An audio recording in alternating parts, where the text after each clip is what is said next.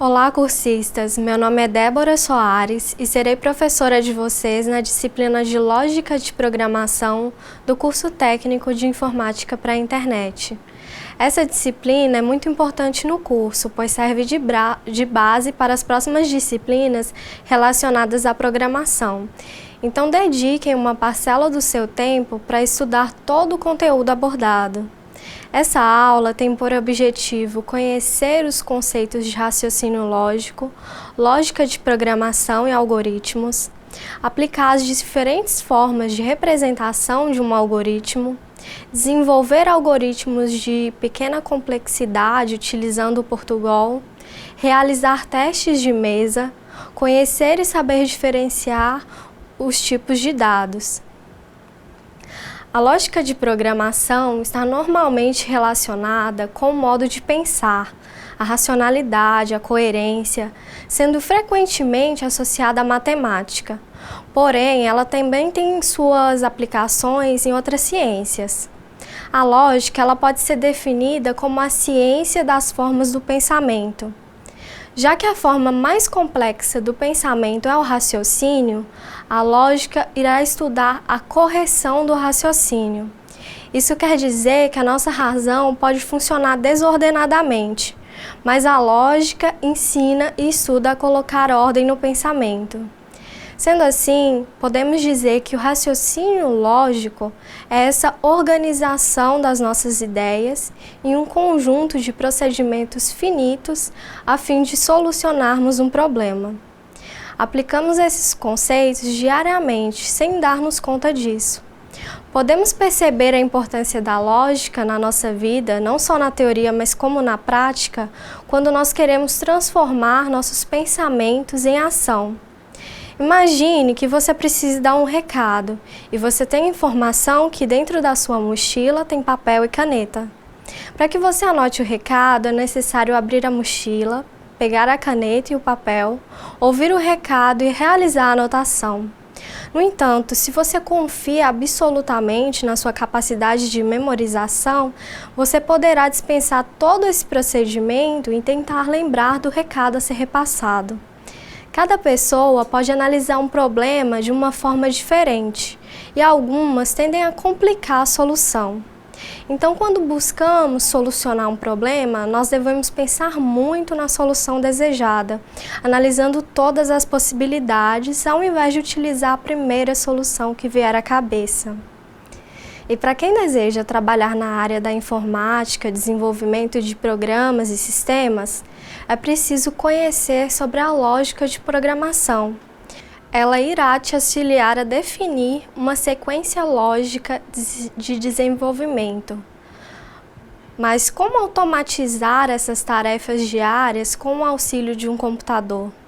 Utilizando o raciocínio lógico para desenvolver algoritmos eficientes, transformando esse raciocínio lógico em lógica de programação, ou seja, aplicar um algoritmo em uma linguagem de programação.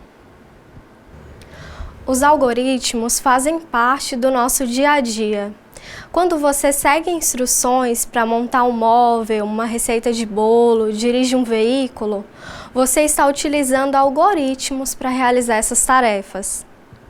Os algoritmos são uma sequência de passos finitos que têm o propósito de atingir um objetivo bem definido.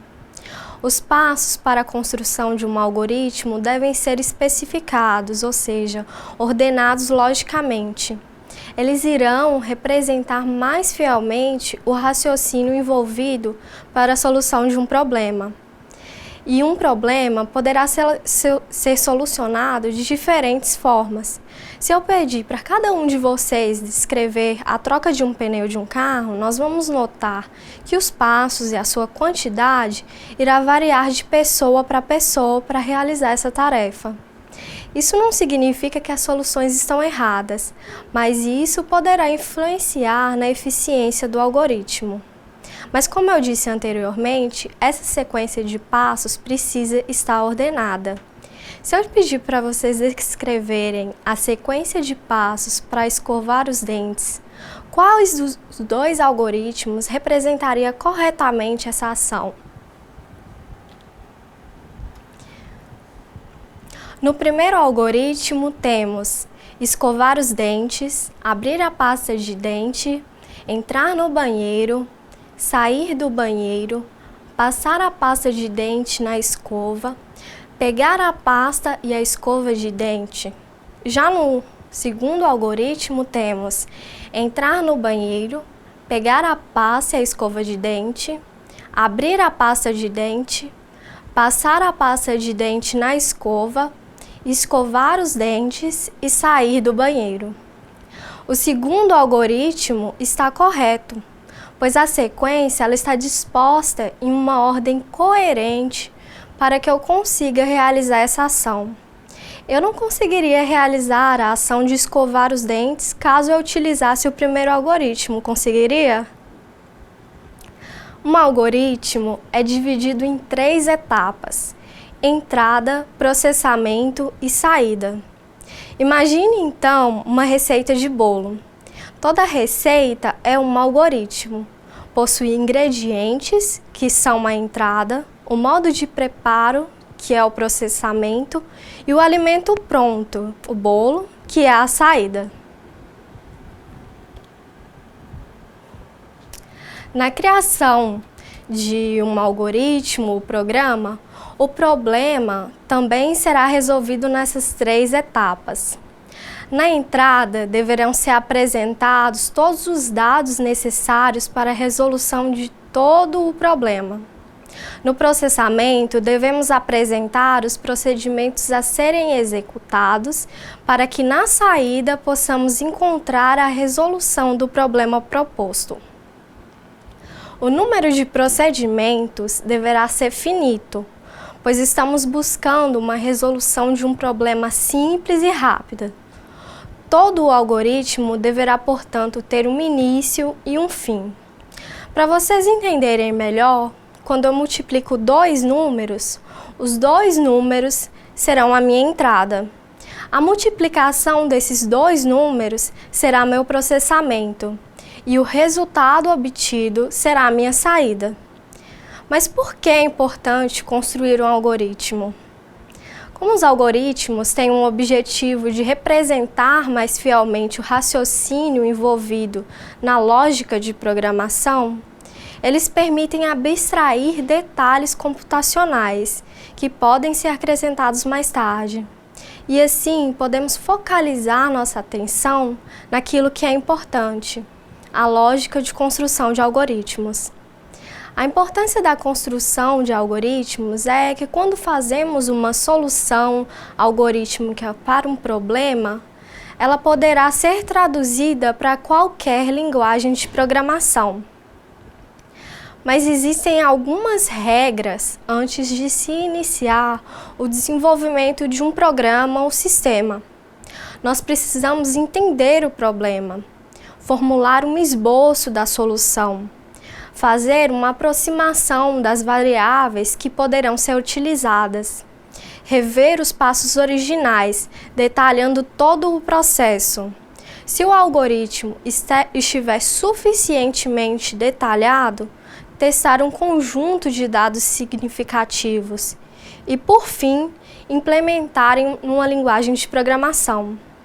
Se essas etapas do desenvolvimento forem seguidas, vocês irão alcançar excelentes resultados.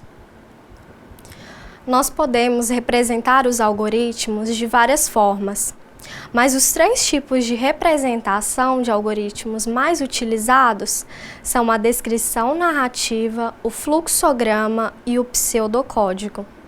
Na descrição narrativa, o algoritmo é descrito passo a passo.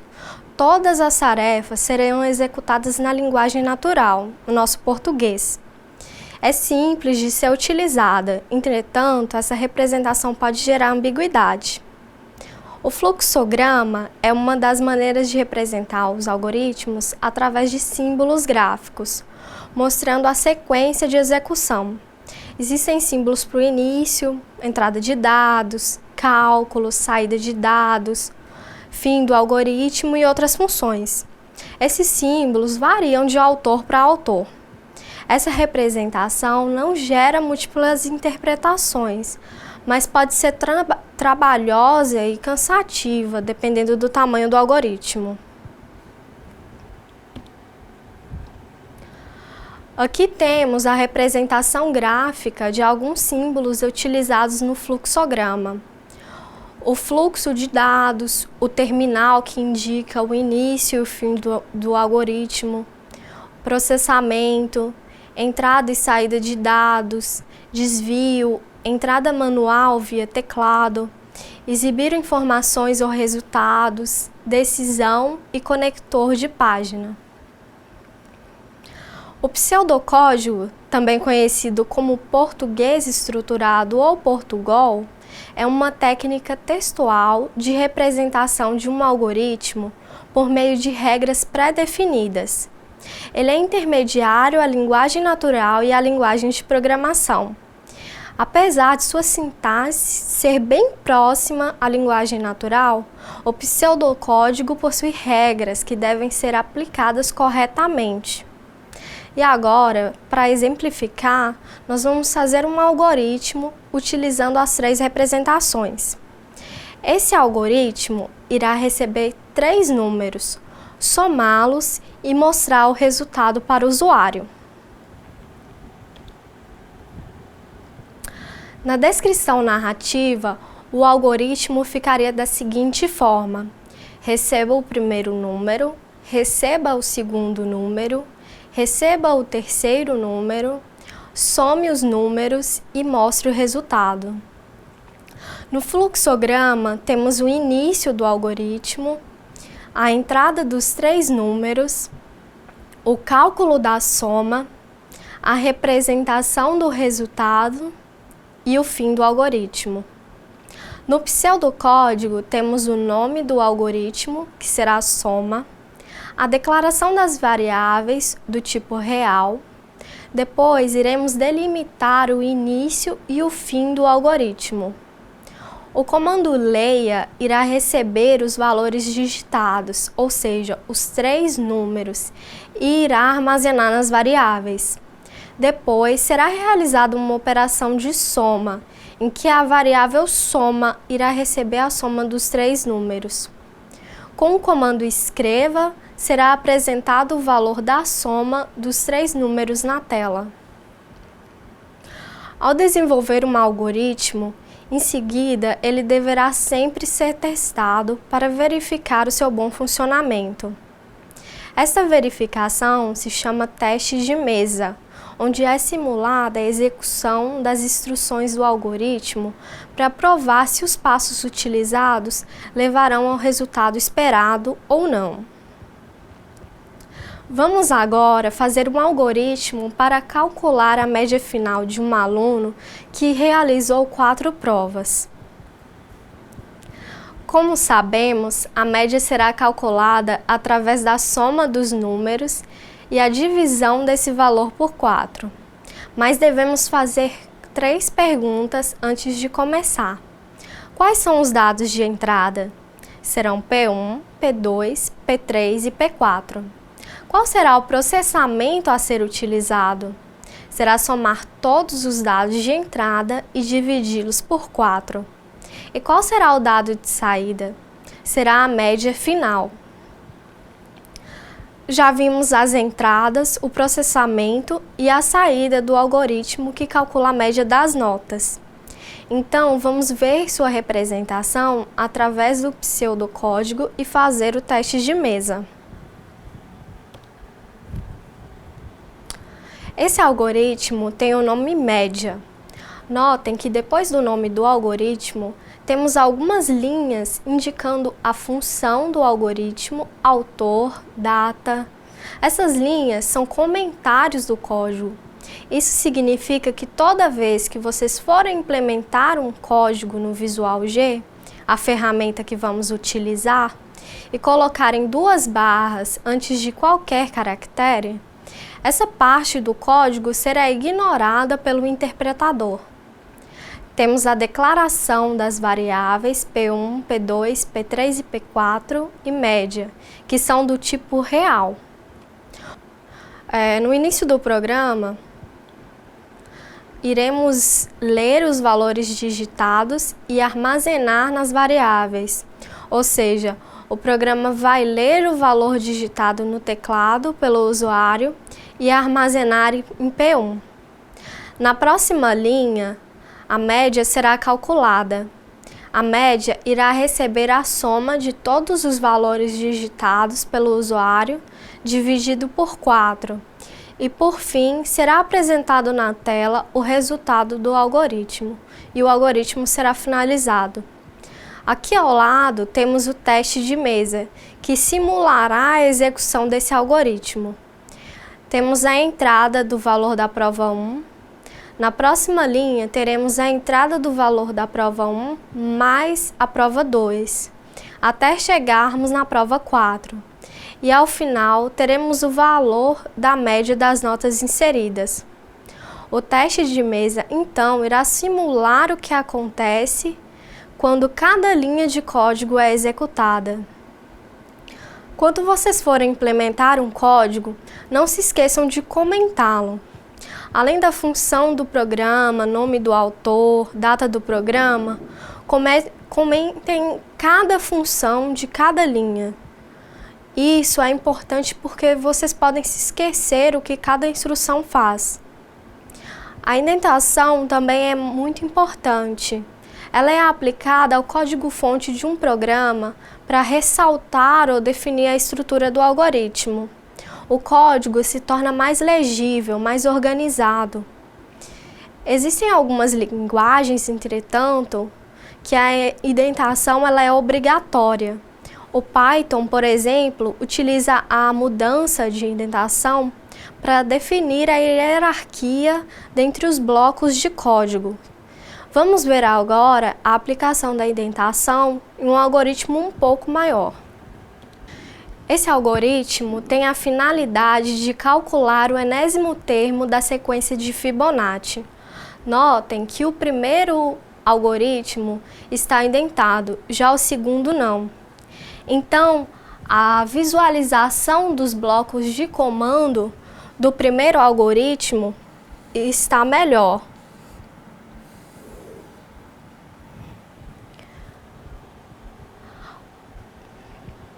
Está mais clara. Sabemos onde começa e termina cada bloco.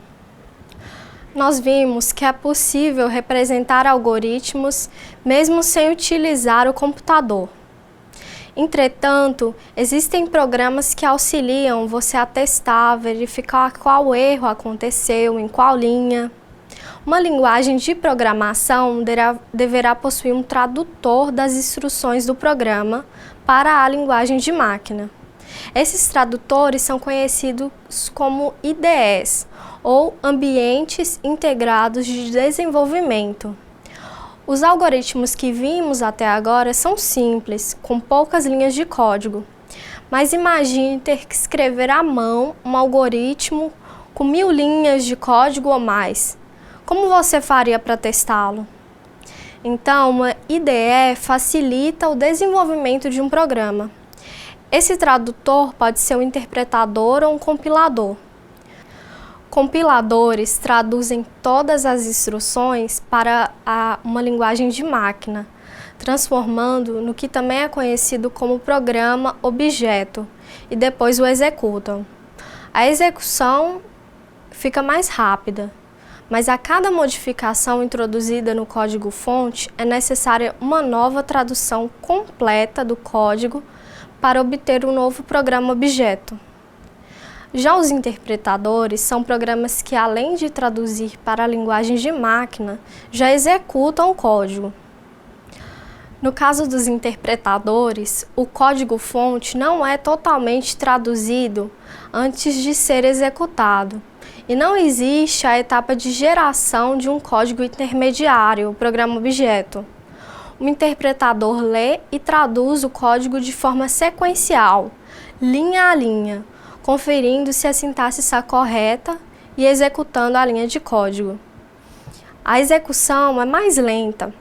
O código ele precisa passar por uma retradução a cada nova execução. mas a resposta será imediata se a linha de código está certa ou errada. Esse processo está representado na imagem. Temos a linguagem natural, nosso português, que será transformado em instruções algorítmicas. E essas instruções serão adaptadas em uma linguagem de programação de alto nível, ou seja, uma linguagem mais próxima da linguagem humana. E esse código será traduzido para a linguagem de máquina, para uma linguagem de baixo nível, que será mais próxima da linguagem de máquina. Na nossa disciplina, vamos utilizar o Visual G. Seus comandos são mais próximos do português. Então, aprender e praticar a implementação de algoritmos para quem está iniciando é mais fácil. Essa é a sua interface. Temos na parte de cima a barra de ferramentas, a área onde vocês irão implementar o código. Essa estrutura será mostrada toda vez que vocês iniciarem a ferramenta. Também teremos a área onde será simulado o teste de mesa e onde serão apresentadas as entradas e saídas do programa. Na hora de utilizar o Visual G, vocês vão notar que se errarem uma palavra, esquecerem de algum comando, uma vírgula, o programa apresentará erros na hora de ser interpretado. E quando forem salvar o seu algoritmo, existem algumas regras de nomenclatura para o nome do arquivo. Não utilizem espaços, caracteres especiais, como interrogação, barra, asterisco, exclamação.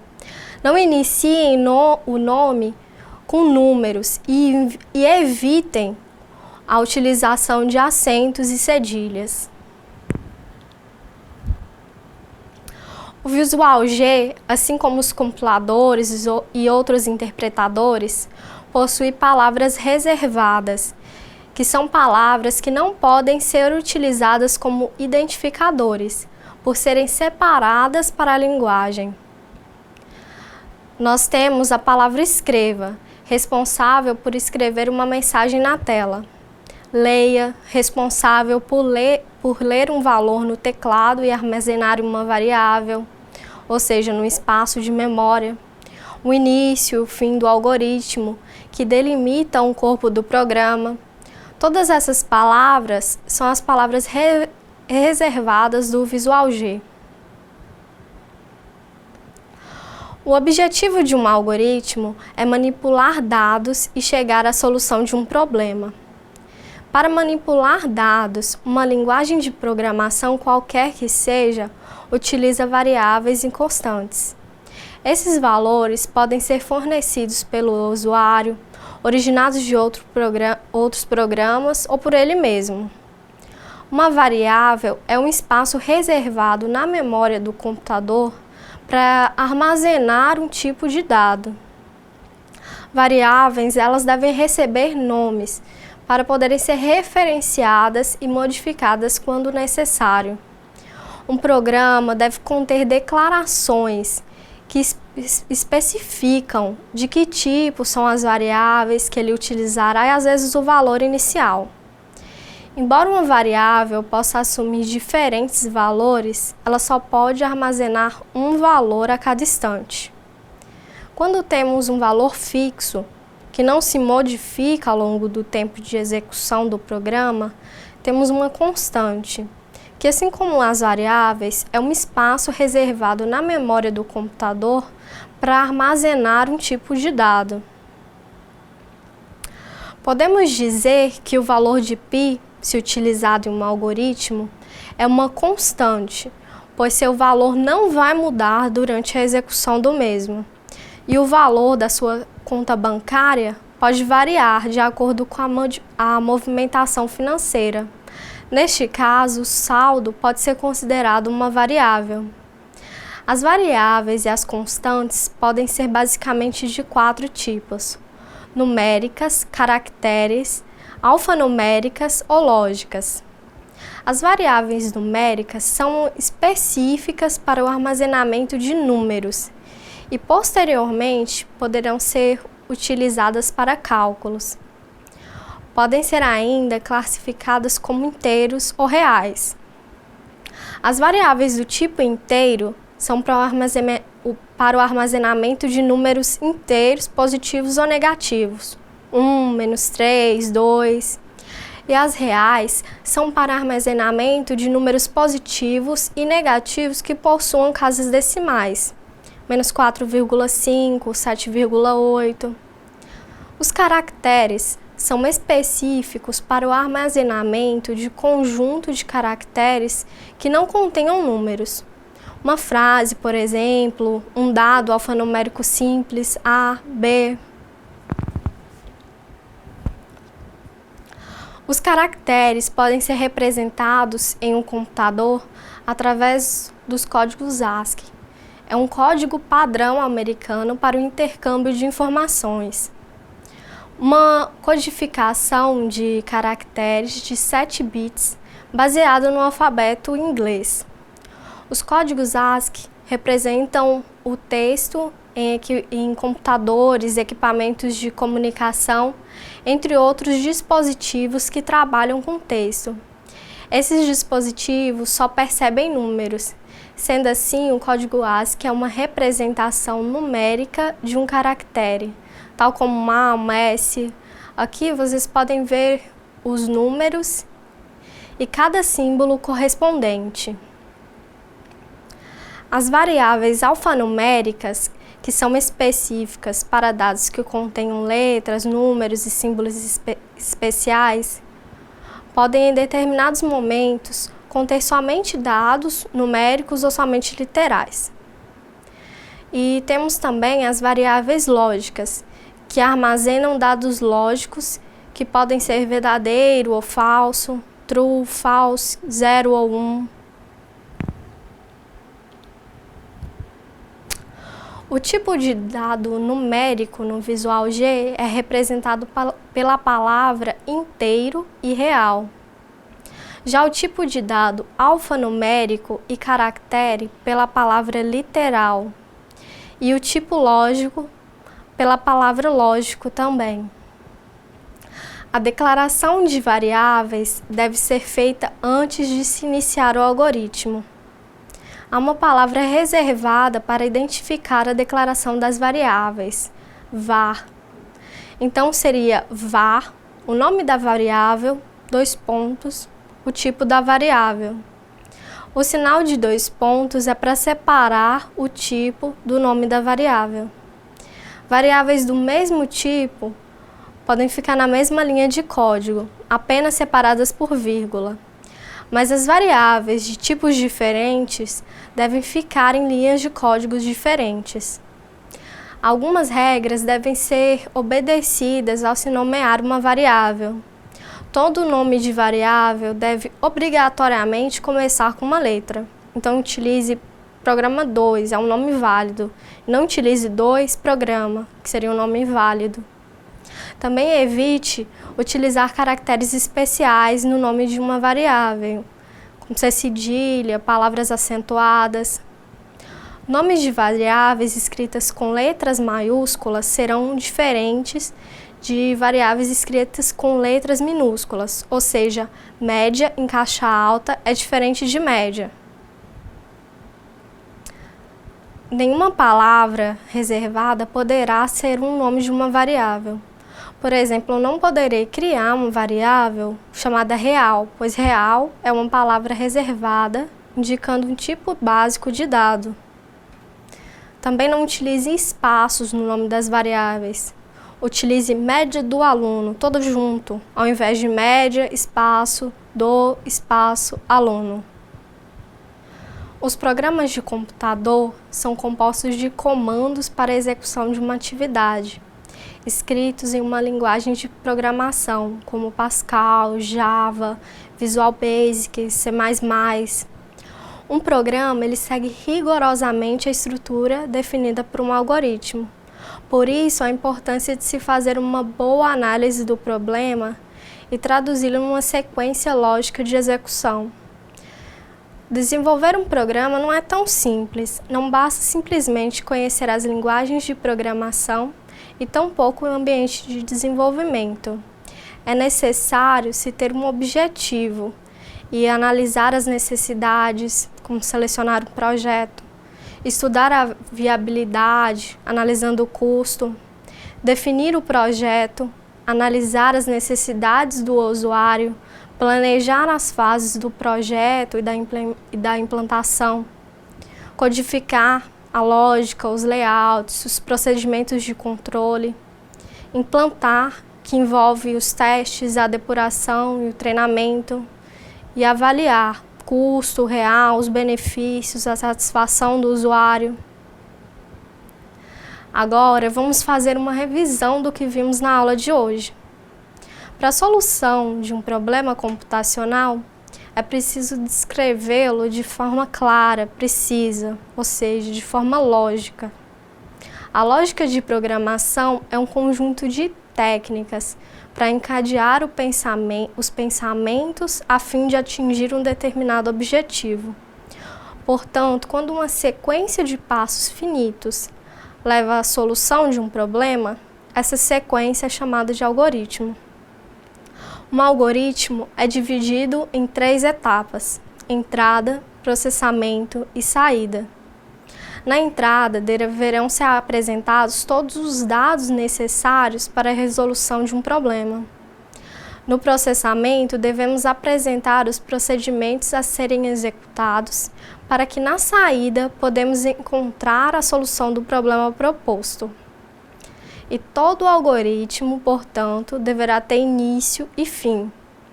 Uma linguagem de programação deverá possuir um tradutor do código-fonte para a linguagem de máquina, que poderia ser um interpretador ou um compilador. Os compiladores traduzem as instruções descritas pelo programador para a linguagem de máquina, transformando no que também é conhecido como programa-objeto. Os interpretadores são programas que traduzem e executam código linha a linha. Os 3 tipos de representação de um algoritmo mais utilizados são a descrição narrativa, em que o algoritmo é descrito passo a passo, todas as tarefas a serem executadas na linguagem natural. É simples de ser utilizada, entretanto, essa representação pode gerar ambiguidade. O fluxograma, que é uma das maneiras de representar os algoritmos através de símbolos gráficos, mostrando a sequência de execução, não gera múltiplas interpretações, mas a sua representação ela é trabalhosa e cansativa. E por fim, o pseudocódigo, que é uma técnica textual de representação de um algoritmo por meio de regras pré-definidas.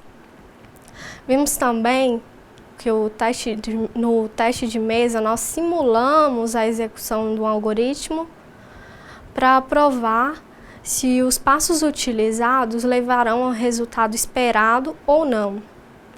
Tipos de dados podem ser inteiros, reais, lógicos, caracteres, alfanuméricos. E por último, que uma variável é um espaço reservado na memória do computador para armazenar um tipo de dado determinado. Variáveis, elas devem receber nomes para serem referenciadas e modificadas quando necessário. Um programa deve conter declarações que especificam de que tipo são as variáveis que ele irá utilizar e às vezes o valor inicial.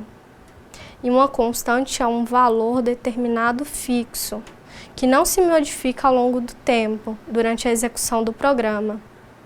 Não se esqueçam de revisar todo o conteúdo na aula e caso tenha alguma dúvida, postem no fórum.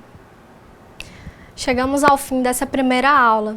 Eu espero que vocês tenham gostado. Não se esqueçam de estudar todo o conteúdo. E eu irei postar questões diariamente nos fóruns. Então participem e respondam as questões.